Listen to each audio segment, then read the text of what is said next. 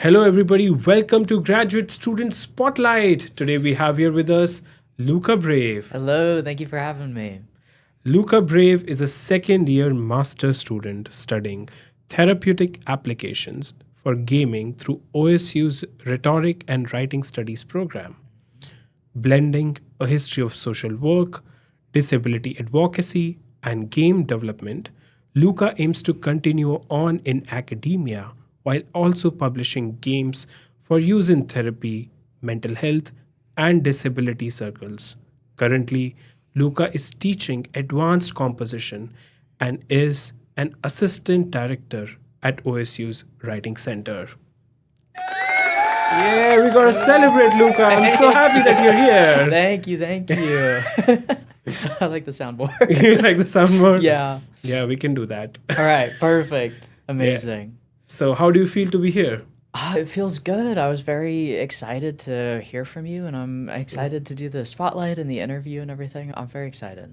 Yeah, I was so delighted to hear from you because you do game studies. Yeah. And it is something that I don't know enough about. Yeah. I'm so excited to have this opportunity to learn from you, to be honest. Yeah, I'm excited too. Yeah. Can talk about this for so long. Yeah. So let's dive straight in. Absolutely. So what brought you to game studies? Yeah, I I think I'm like the right age to have grown up very much playing video games like Yeah. throughout my whole childhood. Like I still remember when I got my first like Nintendo 64 with a Pikachu on it when I was like 7 or 8. And I remember just being like blown away by the technology of you could talk into the microphone and Pikachu would respond to you. So very much got to see the development of video games like throughout my life. But I started playing tabletop role-playing games. Most people would probably know Dungeons and Dragons as like the big one, but there's so many of them out there. I started playing them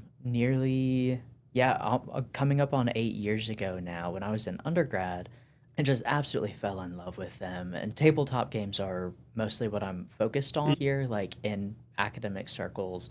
And there actually is a growing community of scholars and like game scholars that are focusing on tabletop games specifically.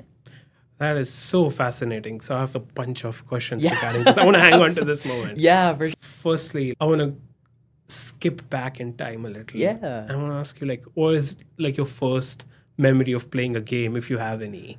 Oh God, my first Yeah. memory of playing a game. Yeah, I think it would probably be I had gotten a Game Boy Advance Yeah. that had Pokemon Crystal on it, and I like have like vague little bits of memory of playing this game. But the first big twist that I remember is at the end you've gathered all the badges, you Yeah. fought the gym leaders and everything, you get to the Elite Four, like these four final people that you like Yeah. have to beat to be the best Pokemon trainer. And I beat all of them and I was so excited. It had taken me so long. I was like 7. Like this was extremely hard for me. And then there's like the big twist of, oh, you have to fight a 5th person now. And I just was so distraught. I was like, but no. I barely made it through these 4. And my dad was like there, like helping me try to play it. And we were both like, oh, what? There's another one. And like that moment of like surprise, like just really even like decades later, like really stands out to me still. Yeah, that twist. And it feels like from your answer, there's something deeply intuitive and something intimate about those moments. Yeah, absolutely. There's a lot of talk about like games and how you interact with them and like how you interface with them. And with video games, that interface is there's technology, there's a device, there's a controller, there's a console. Whereas tabletop games are like maybe you have dice that you're rolling or a deck of cards, but it's much more you in the story without a lot of that like layers in between of them holding some physical like device technology like gizmo. It's very much like you have your dice, you have your character sheet, but you're right there like in the story with it.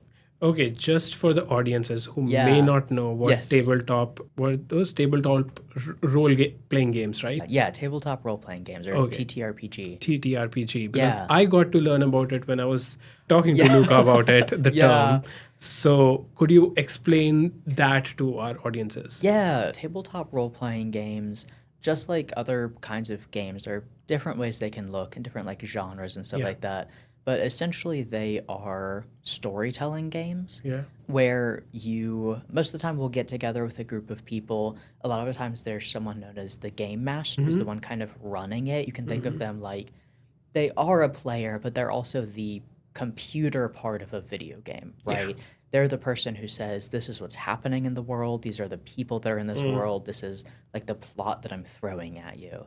Yeah. And then the players all control their individual characters, and those characters have abilities and backstories and personalities, and they're who you like pilot through the world. So if Yeah. you're playing a video game, they'd be your player character, right? Yeah. And then those people all get together, and then using the specific TTRPG, like the specific game that you're playing, you interface with those rules, whether it's rolling dice or maybe you're drawing cards or something like that, to tell a story together and figure out what happens.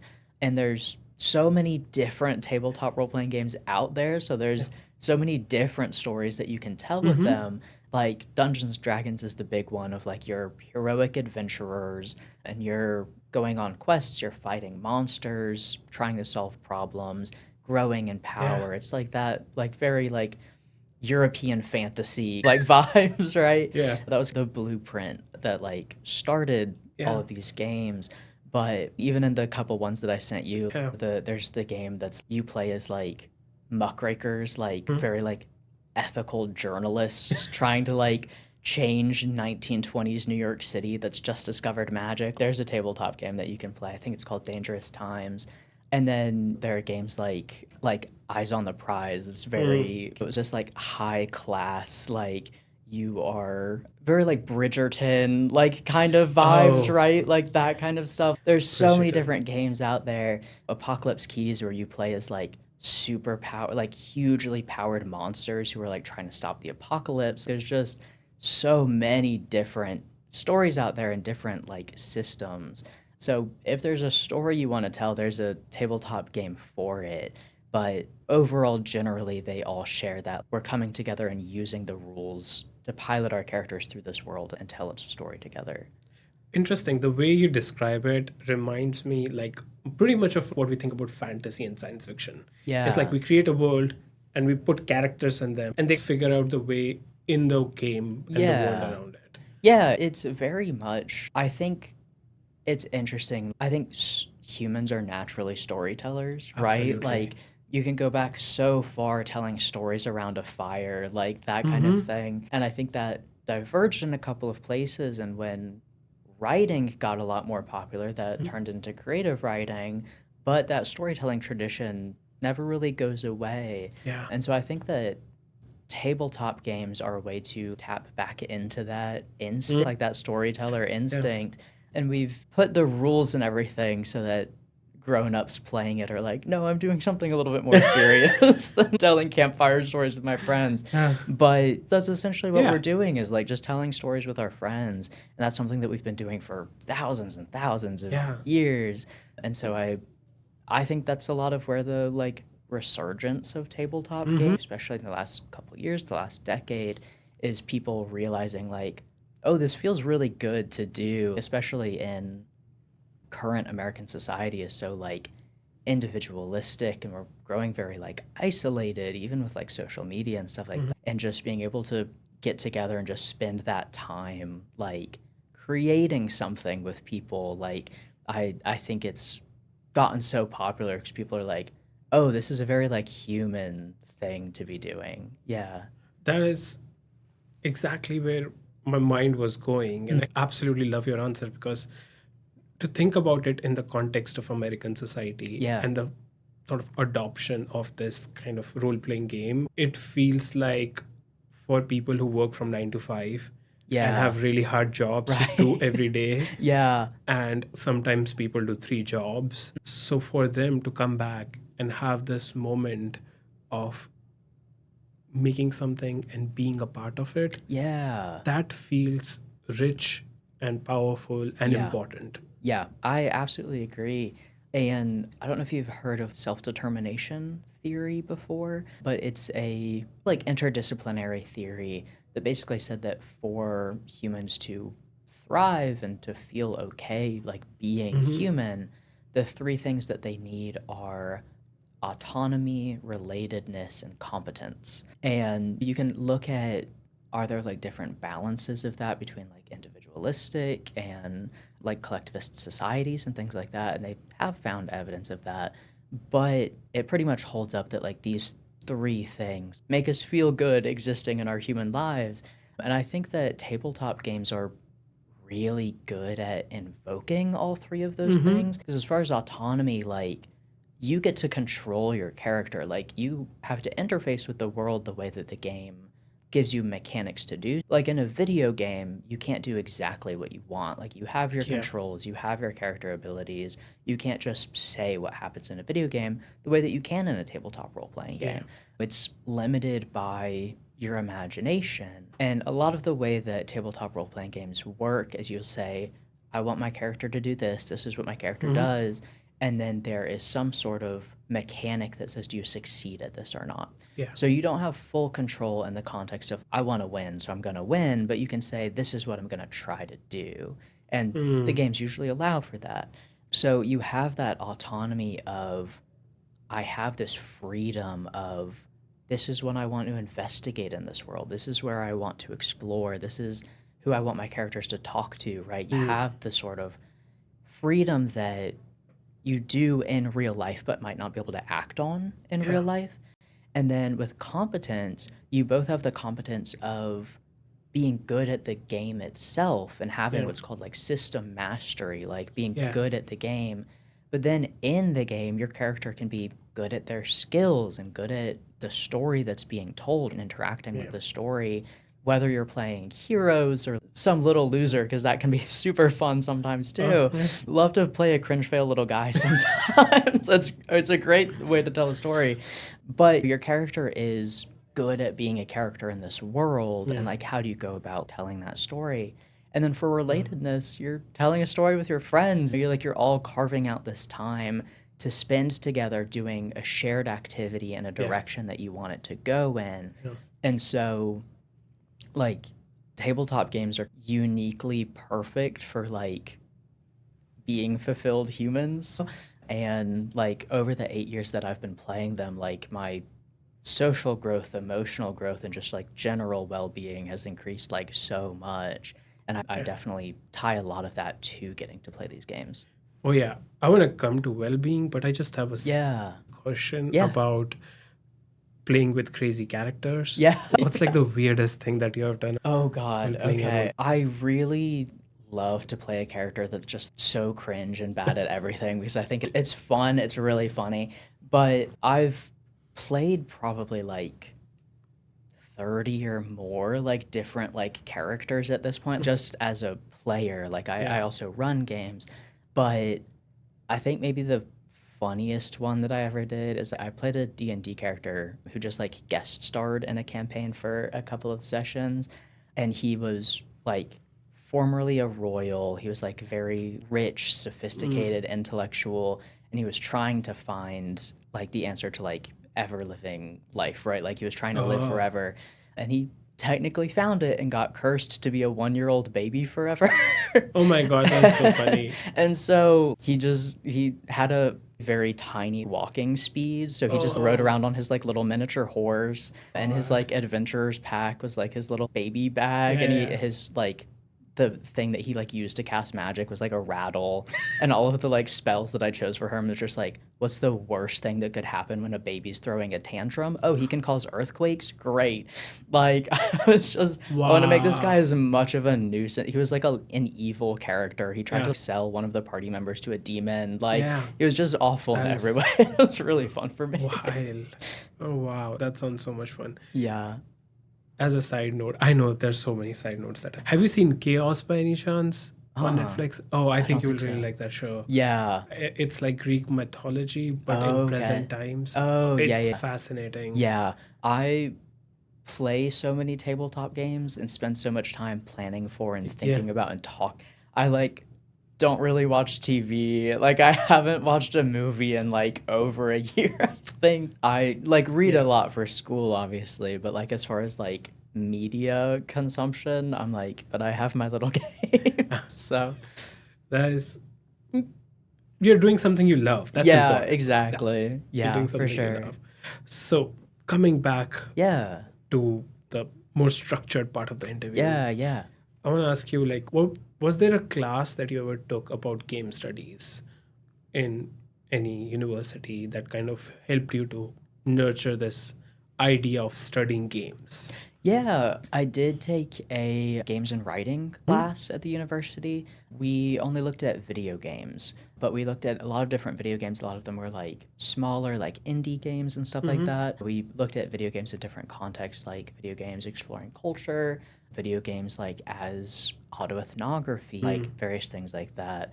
So, yeah, really got to dive into a lot of the literature on like how do we interact with games, how do we Yeah. perceive the stories of games and Yeah. things like that.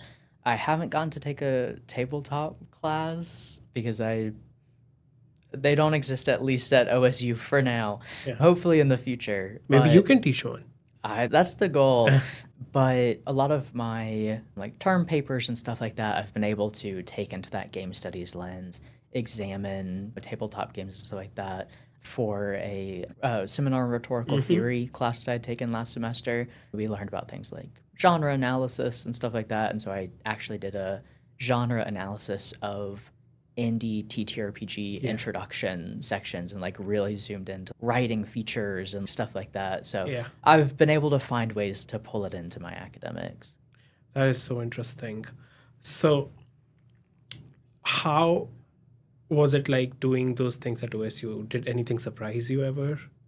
Yeah, I hate to admit that like I wasn't super knowledgeable of like actual like game studies in the academic sphere before Hmm? coming to OSU. Yeah. So it's like definitely been an experience of growth for Yeah. sure.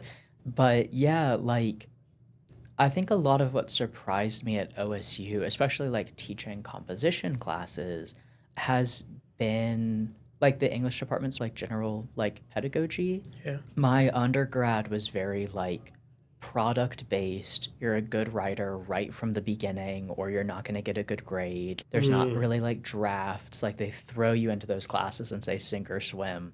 And so coming to OSU and it's no, it's about the process and we do a lot of labor based Yeah. grading and stuff like that. That's been really interesting to me, especially like I came into the masters wanting to go after this like more into the business Mm. sector. But the longer I've been here, I've been like, man, I really enjoy teaching and like being in academics and Yeah. being in these spaces.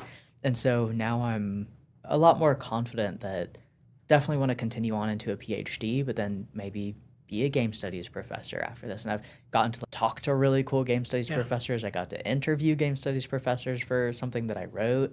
And so, yeah, I'm feeling a lot more, oh, I'm really enjoying being in this academic space.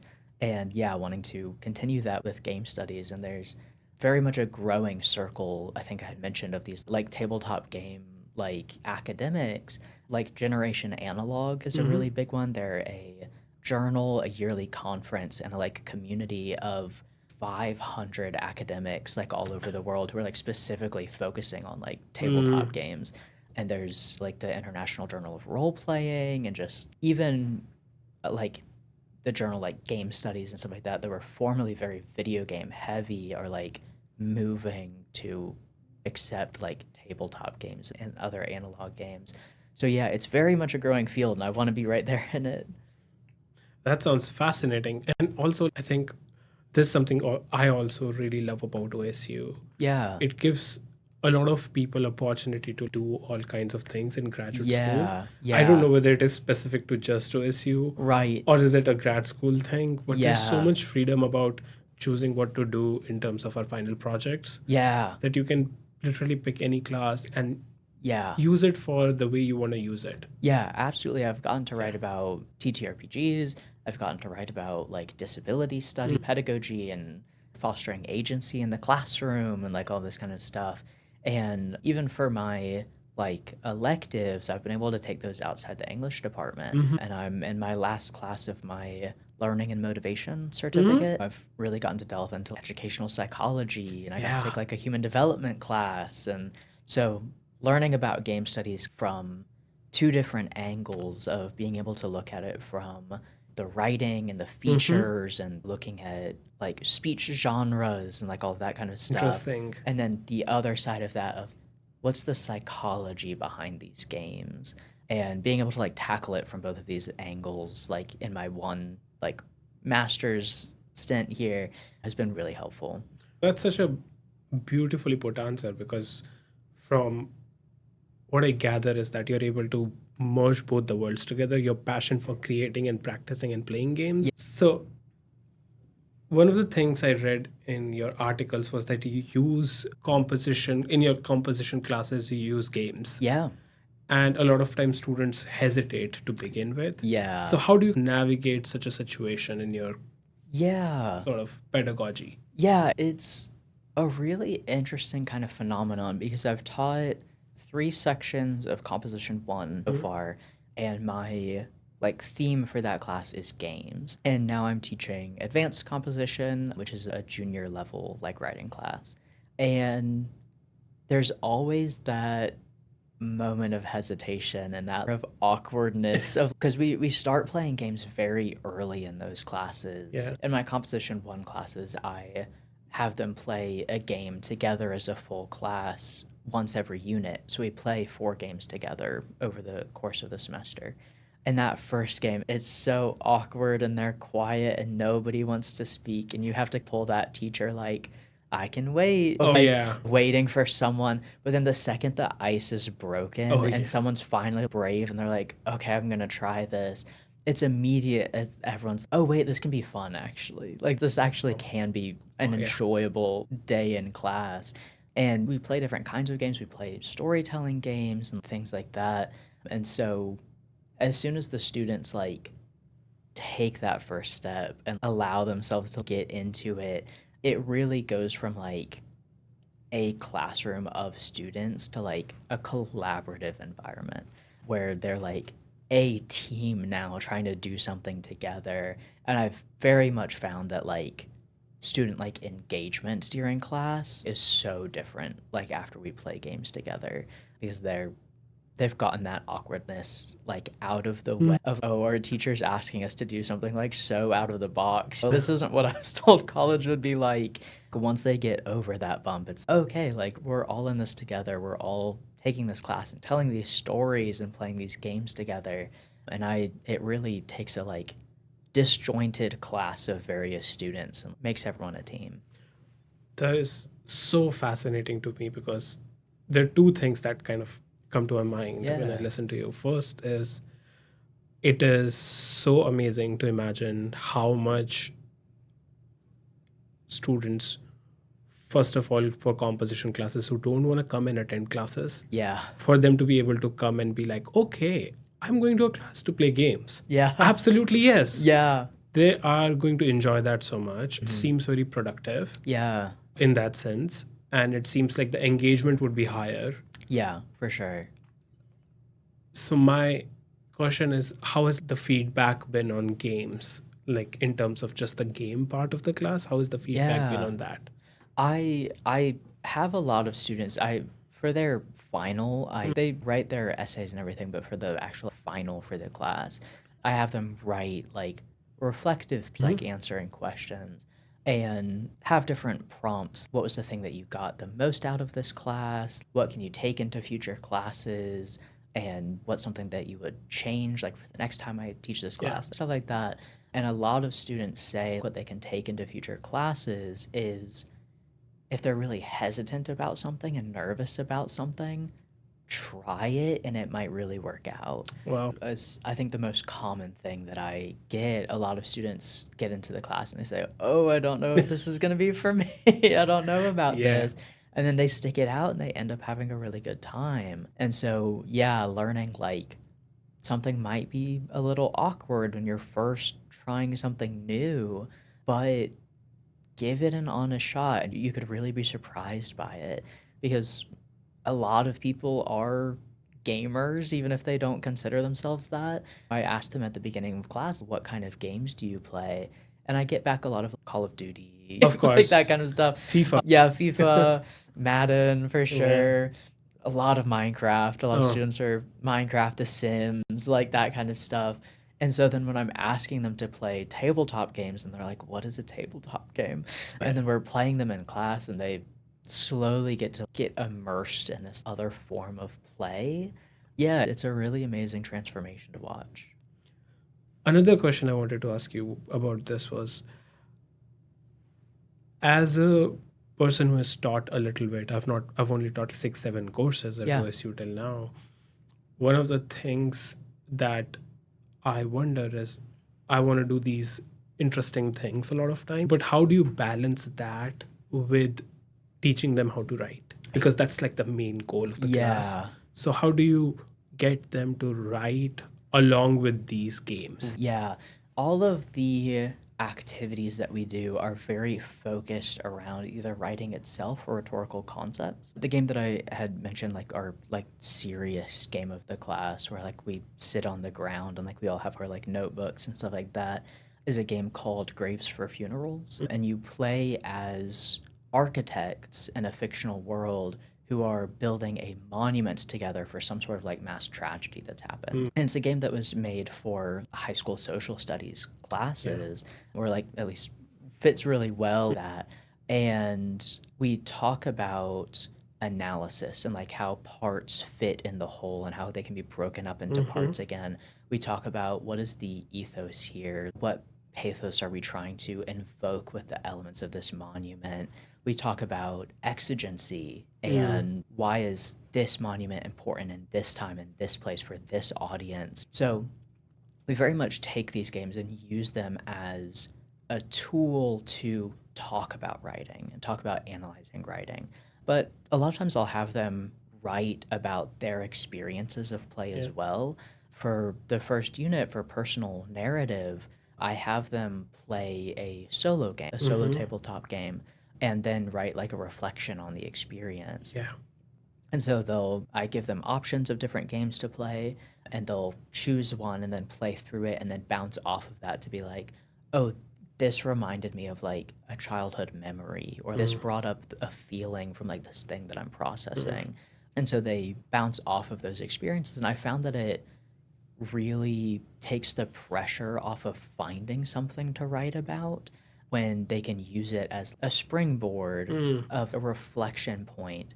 And I've gotten back some like really lovely essays of people being like, I really wasn't looking forward to this. I didn't know what I was getting into, and I played it and it like really helped me work through this problem that I'm having, or it really made me reflect on my relationship to my younger siblings and like what I want out of that. And that's like a lot of what I've gotten when they play these games and write essays about them is, oh, I never would have thought about this on my own. And now this is something that I'm like working with. That is fascinating. I think if you can get the students to get to the starting point Yeah. and break that initial hurdle, I think they usually end up doing a great job. Yeah. So it's just about making sure that they can do the initial bits a lot of times. Yeah. Yeah. That is fascinating. So I want to move from the classroom Yeah. into another part of your practice of games. Yeah. That's therapy. Yes. Tell me about your interest in therapy and games. How do these come together? Yeah. What do you do with this? This is so fascinating for me. Yeah. So before coming back to OSU, I was a social worker, specifically worked with disabled clients and especially a lot of neurodivergent clients, autistic and ADHD. And I was bringing my own interest in tabletop games like to those sessions. And so a lot of the clients that I got paired with were also nerd like me. And I just heard over and over again, playing tabletop games changed my life. I'm more social now. I have friends. I'm better at talking to people. I've worked through childhood trauma. I've learned how to feel my emotions. Like, I just heard this over and over again.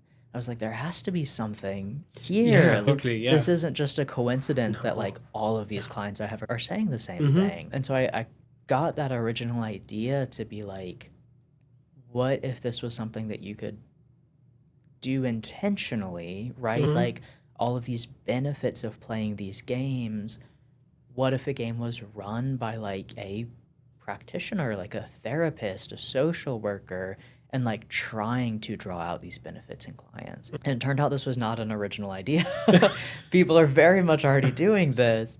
And looking into it more and the more research that I did, the thing that I kept coming to was me being like, oh, I think they might be using the wrong games for this. Interesting. Because there's actually like a, I think 15-year like history at this point of therapists using TTRPGs in group therapy. Oh, And wow. like, That's a long time. yeah, Yeah. it's surprisingly established at this point. It's still very much growing, but you have the big agencies doing this and like certifying like people to run therapeutic Absolutely, games. yeah. They're called therapeutically applied RPGs. Wow. The more I was reading into it and stuff like that, I'm like, they're really using games that they're having to do so much more of the legwork to get these benefits out of them than I think they should have to.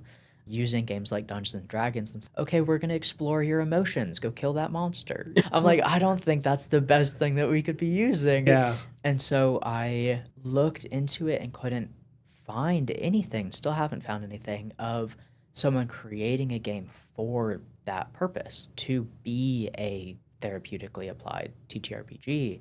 And so that was the reason that I came back to a master's, is because I was like, I think I can do this on my own. It'd be a lot better if I had help and feedback and research and that like academic space to develop this in. And so my thesis that I'm Yeah. gonna start working on, gotta buckle in, but my thesis that I'm working on is doing all of the research of who is this community of people who are using these games, what are the purpose they're using these games for, and what is the best possible game that they could be using, and can I be the one to develop that? Absolutely love that. Yeah, and I'm doing all of this sort of groundwork of saying, if a game like this existed for the specific purpose of trying to draw out all of these emotional benefits of the people playing them, what exactly does that game look like? What does it need to be? And so that's what I'm like, what a lot of my studies have centered around here. And I have all my little documents and everything with all my plans and all my research and everything like that. But I'm hoping to continue on into a PhD where I actually get to develop and playtest the game and then get it out there for people to use. The more research that I did, and then I also ran a study myself, like in one of my classes at OSU. And basically what I found is, no, people are doing this on their own anyway. They're getting all of these benefits out of the games that they're playing at home with their friends. And I specifically did a study looking at emotional resilience and does playing tabletop role-playing games build emotional resilience in their players? And I found like overwhelmingly yes, like they really do. Yeah. And so now I'm trying to pick apart why is that? What aspects of them go into Yeah. that growth and development, and how can we like really harness that? So yeah, that's my big goalpost right now, is research this game, develop this game, and then get it out into the world.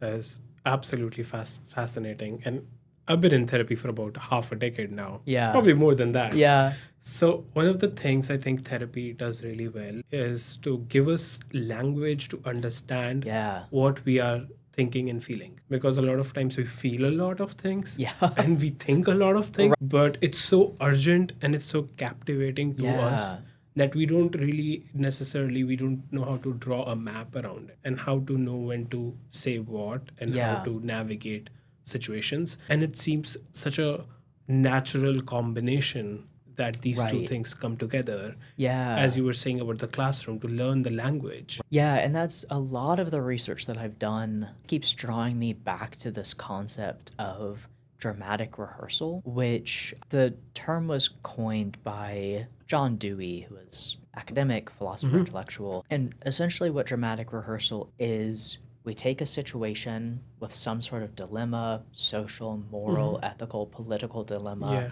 and we make a choice, make a decision, make an action, and then lay out all of the consequences of what that looks like, having done that action, get feedback, get people's reactions to it, good or bad. And we get to the end of that, and then we look back and say, okay, what did that action really do? Yeah. And you get to explore different avenues of approaching situations. And it really seems like tabletop games are like particularly adept at this because that's what the game is, right? You're put in a situation, there's some sort of conflict. How do you get through it? And depending on the game, sometimes that's I'm going to swing my big sword, and that's the way you get through it. But a lot of games, especially indie games, and especially that are coming out in the last 5 or 10 years, are saying, let's really get into the social aspects of this. How do these people come together? How do they fall apart? How do they navigate being people, even if those people aren't necessarily human? But these tabletop games and role playing and like working through these situations really do well at being a method for dramatic rehearsal. Is 2 years from now, you might look back and be like, oh, like I'm really in a difficult situation. I don't know how to handle this. Oh, wait, my character in that game went through something similar. What did they do? How did that go? Absolutely. Yeah. And so you really practice theory of mind, of getting into all of these different perspectives, trying things that you wouldn't in your real life, seeing how that goes, seeing how people react. And it just gives you like a repertoire of actions that you now have like information on, of you can look back into your whole big basket and say, okay, that didn't work and this did work and that went well, but only in that circumstance. And it just gives you a lot of social information that then you can use in real life. Yeah, it's particularly important for people who, like me, who have struggled a lot Yeah. socially early on Right. in their childhood. Yeah. And when you grow up, you develop that kind of Right. methods. And it Yeah. seems like these games can provide us that. Yeah, I used to be so like socially awkward and like for I was sure. the same way, I think. Yeah, and tabletop games, like when I first started playing them, I was like, oh, I would never run my own game. I'm not good at improv. Like, I'm not a good role player. And like now my game has been going for 3 years and I have Wow. like the best players in the world. Like, we're all so invested. We've created so much like art and write everything like about this game. Having to put yourself in the perspectives of different people and just practice spontaneous speech and Yeah. reacting to situations in the moment, and you really want to do something and you roll the dice and the dice says you're not doing that and you say, okay, what am I going to do now? Being able to just in a low stakes environment practice being a person in the world, like it really develops your social competence quite a bit. Absolutely. I've thoroughly enjoyed talking to you about therapy. And Yeah, I I'm so think glad. there is something so conscious, very kind, very incisive about these methods, it seems like to me. Yeah, I think kind is a really interesting and I would say good word for it. Yeah. I think that it's engaging, it's fun, but it's also a very accessible way of, It's a safe space. yeah, it's a safe space space. to make Absolutely. decisions and to be able to have the ability to make the decisions again if things go wrong, Yeah. which we don't have in life a lot of times. Yeah, absolutely. Yeah, and I've done like traditional therapy and stuff like that, and it just never really worked for me for reasons that for a long time I didn't understand and were quite frustrating. I'm like, okay, so this thing that I couldn't work out in therapy in a year, I had one session of role play, and now I'm like, oh, I get it. Yeah. But yeah, like the massive amount of growth that I've experienced, both having this very accepting like social sphere that you can go back to, but also like things that happen in game that you can then reflect on and understand yourself in new ways. Yeah, it's very kind, it's very accessible method of growing as a person. Fascinating. I'm always looking for ways to improve my life, and it feels like I Yeah. want to add this part in Yeah, my life. I think you should. I think Yeah. a lot of people should. Absolutely. I have one question regarding Yeah. this. It sounds very interesting to me because I have grown up watching sports a lot. Yeah. And it seems like in sports, there is usually a person who wins and there's a person who loses. Right. In a sport like soccer, there are ties. Yeah. But it seems like you're competing against people. While these kind of games seem more collaborative Yeah. and they are more than just winning and losing. Right. Yeah. Yeah, absolutely. And it definitely very much depends on the game because there's so many games out there for so many different purposes. And there's definitely games out there that are like go out and adventure until you all horribly be fit and die. There's definitely games like Oh that. my god, I would have so much fun. Yeah, but there's also a lot of games, especially in more recent years, that have mechanics for your character loses in this moment. That doesn't mean they're out of the game. What happens?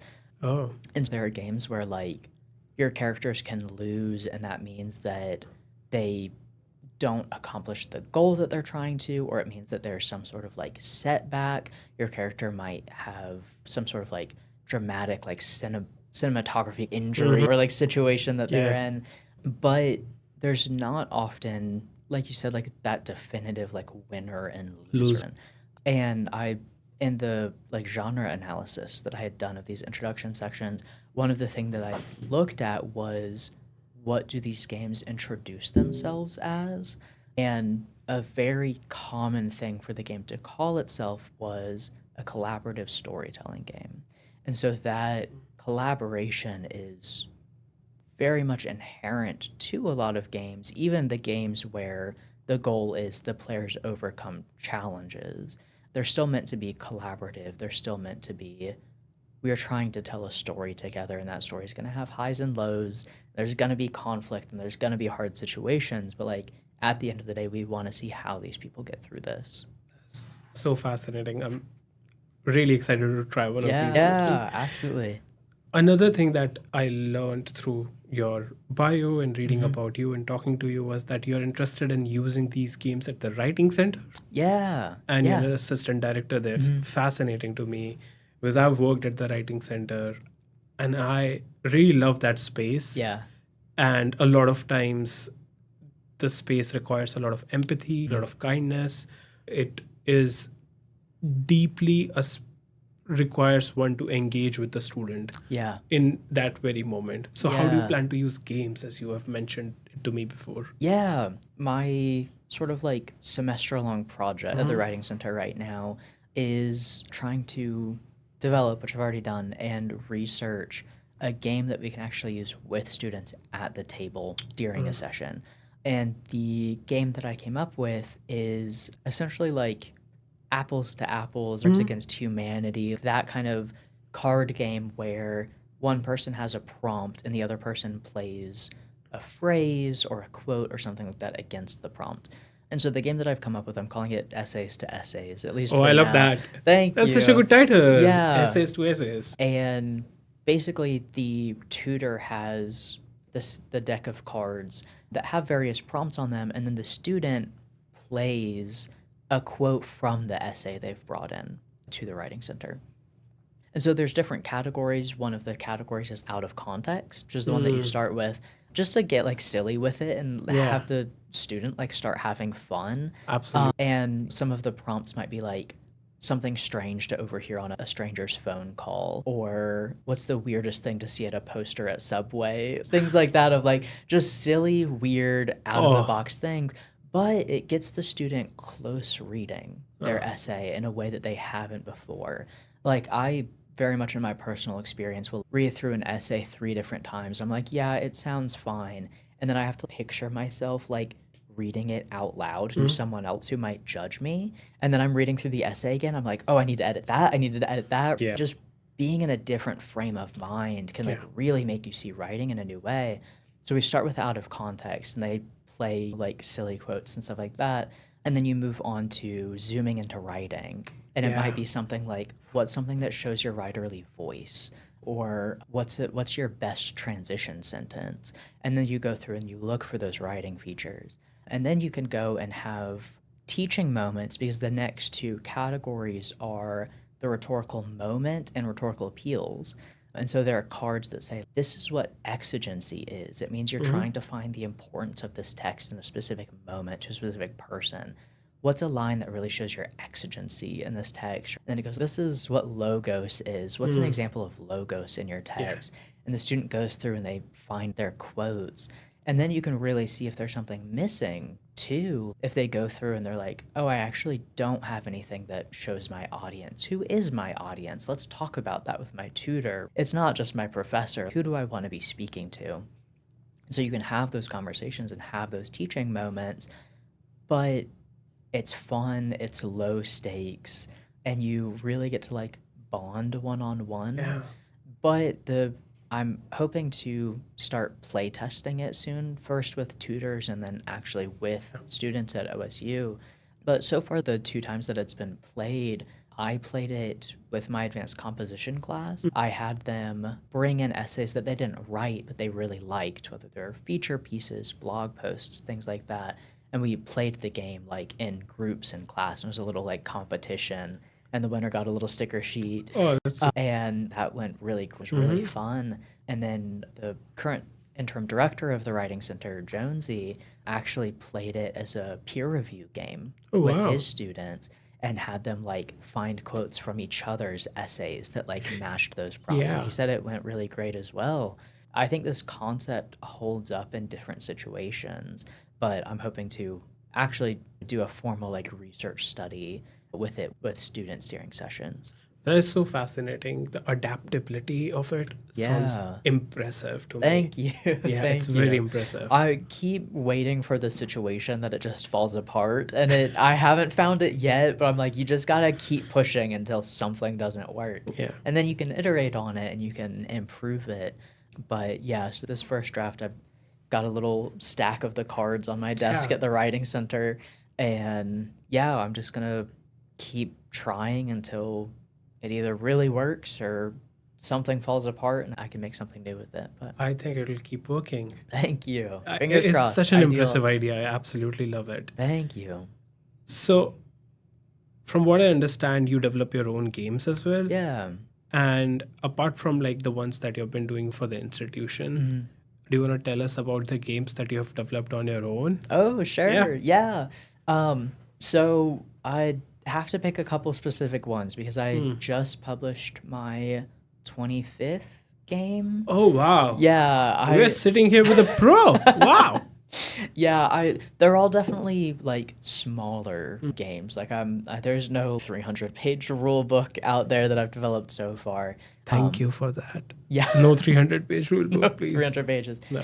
But my kind of general philosophy for everything is throw as much spaghetti at the wall as possible and just see what sticks. Yeah. That's how I learn new things. Like I'm not afraid of failing and doing something awkward or like doing something that doesn't work. Like I just want to throw things out there and just see how it goes. So I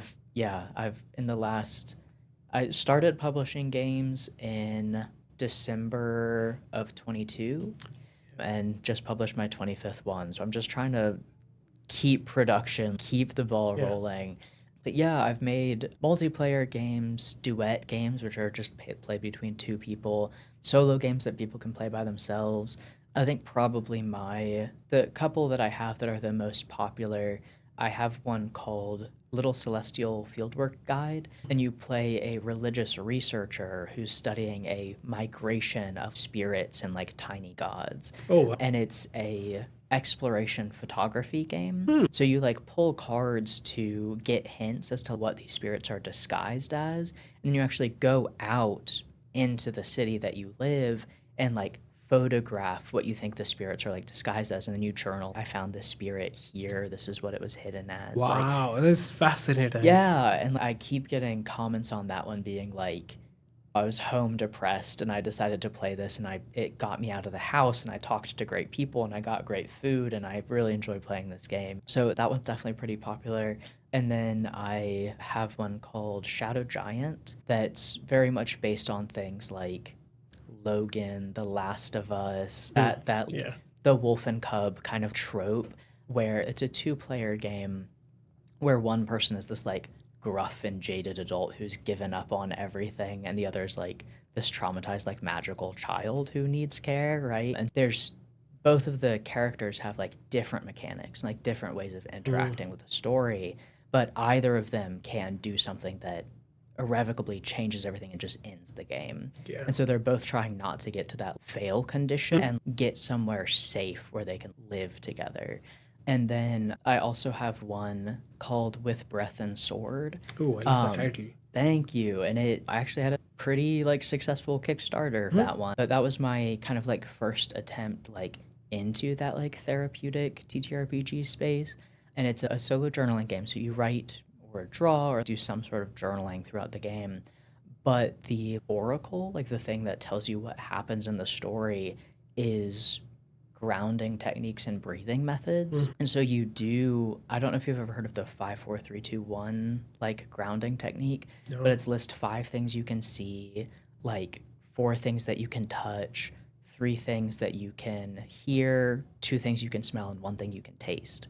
And it just helps you like get out of your head, be in the environment, and like calm down. Oh, wow. I love that. Yeah, and so you do that in real life and then write everything down that you had perceived, and then you go into the game and it's okay, if you touch something soft, this is what happens. If you smelled something bitter, this is what happens. And so the game is about you're a hero that gets summoned to either fight or tame monsters. And so the grounding techniques tell you like, what is this monster? What equipment do you have on you? Like, where did you find this monster? And then you do breathing methods, and depending on how successfully it goes, determines like, was it really easy to fight or tame it, or was this like a challenge for you? Yeah. And so you do this, you calm down, and then you go through the oracle, and then you like write the story. And the goal is by the end of it, you'll have gotten out of an anxiety attack. Oh, wow. Yeah. So, Fascinating. yeah, that one has done really well, and I've gotten a lot of good feedback on it. Someone actually played it on a podcast episode. Oh, wow. Alone at the Table is what it's called. So, yeah, I've got a lot of different stuff out there. Some of it's more experimental. Is it available on Amazon? No, Or- there's a website called itch.io, and it's a storefront for indie games. And I'm a Psychhound. Let's see if I can spell out loud. Psychhound. Psychhound. It's a play on Sighthound, like greyhounds. Yeah. So because I'm a dog nerd also. But yeah, I'm a Sighthound on itch.io, and you can see all of my games on there. And they're all like separated out by solo games, duet games, multiplayer games, things like that. Some of them are up there for free. Others, I think my most expensive one is like $10. You're kind. Yeah, once I get a bigger game out there, that might change. But yeah, I definitely try to keep things like financially accessible. But yeah, you can go in and check out my games on there. Oh, yeah, we can add some links to the great. video that we will Yeah, upload. I'd love that. Yeah, absolutely. And what would be your top 3 game recommendations? Oh, Like of all times that you have that Yeah. you love playing whenever possible.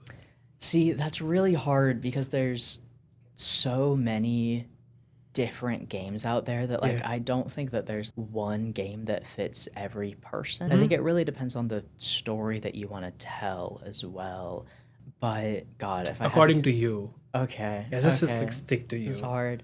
So one game that I really love it's the indie darling is called Apocalypse Keys. And I'd mentioned a little bit earlier is that you play as very overpowered like monstrous things that are trying to stop like a series of apocalypses. And it's a really interesting game mechanics wise because a lot of games you roll a dice and you're trying to get as high a number as possible to succeed at something. But with this game, you actually want to roll in the middle because if you roll too high, you're so overpowered that you cause collateral damage. Oh, wow. Yeah, and so there's like a betting system of like, how many resources do you want to put into doing? Now you've done too well, so now things are getting hurt. But it's very much a game. It's very cinematic, action, high stakes, monsters, apocalypse, like all this kind of stuff. What a spectacle. It's very much a spectacle, but the game very explicitly is about relationships and Mm. emotions, and there are these very monstrous beings in these very scary situations. How do they retain their humanity? Like, how do they retain their connections to the people around them during Mm. this? And a lot of the mechanics are very much, instead of being centered around powers and stuff like that, are centered around, do you reach this other person emotionally? Do they see you? Are they with you in this moment? Do you scare somebody and now they're not your ally anymore? Yeah. Things like that. It's very, and all of the different like playbooks of like types of people, that types of monsters you can be in this game are very much, if you play this, you might explore like childhood trauma, you might explore grief, you might explore what it's like to have an eating disorder. Like, they're very much centered around like, these are real challenges that real people have. We're putting it in the sort of storytelling oven mitts Yeah. of, there's this monster in this situation, but it's a very human game at its core.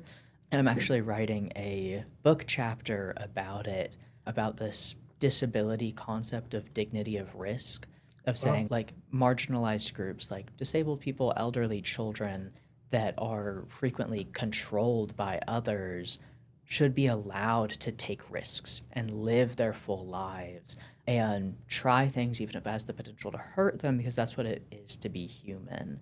And so I'm writing about this game, Apocalypse Keys, and how the mechanics very much invite dignity of risk, of saying like, how much do you want this thing? How much are you willing to sacrifice to try and get it? And how that really makes these very monstrous characters feel very much like people. And so I think it's just a wonderful game. Fascinating. And I absolutely love the idea of risks Yeah. because to me, taking a risk is always reaching something beyond. Yeah. It's Yeah. breaking boundaries. And the idea that you're associating risks with some kind of marginality Yeah. and to rupture the kind of oppression, subjugation that Right. somebody lives in, Yeah. and to be able to come out of it. Yeah. And it does Because not necessarily, I'm sorry, no, I know yeah. you go ahead. Yeah, the monsters in this world, if people even know they exist, are Yeah. seen very poorly. And these are the people who are keeping it okay for everyone else. They're the ones who are making sure all those regular people who hate them still get to go to work the next day and get to go to their kids' soccer games. Like, the monsters in this game are very marginalized in this world, but they're still the ones putting in the work to have a world and at the next day. Absolutely. Yeah, I very much agree. Yeah. Okay, last question before we Yeah. go. Yeah. So, what's next for Luca, the researcher, game developer, and the Yeah. person? I hopefully good things. Fingers crossed. Yeah, absolutely. You're Yeah. exceptional. Thank you. Thank Yeah. you. Yeah, I'm hoping to continue into a PhD after Yeah. this is my last semester at OSU, and I'd love to continue, especially in the media or like game studies program. I very much want to develop that therapeutically applied RPG, get a solid draft of it, get eyes on it, like hopefully get it to some playtests, like actually playing out at the table. And I'd love to be able to do like workshops for like therapists who like want to learn how to use the game and like stuff like that, and just really get it out there as something that I hope can have a positive impact. And I would love to also be like a game studies professor, like teach game design, teach writing through games, stuff like that. But yeah, as long as I get to keep interacting with games in some way, I don't know exactly where the future is going to take me, but I think I'm going to enjoy it. Absolutely lovely. Thank you so much for coming here Yeah, and thank you for doing this having me. interview. Yeah, it's been fascinating. I learned so much from you today. And So I'm glad. sure a lot of people like me who have not really used games in their classroom. Yeah. Yeah, it's such a great learning experience. And you're so eloquent as a speaker. Oh, thank you. You're, It's because of roleplay. it helps. Yeah, Yeah. thank you. Okay. Thank you so much. And thank you everybody for watching this video for so long. And we'll see you again with next episode of Graduate Student Spotlight. Bye. Bye-bye.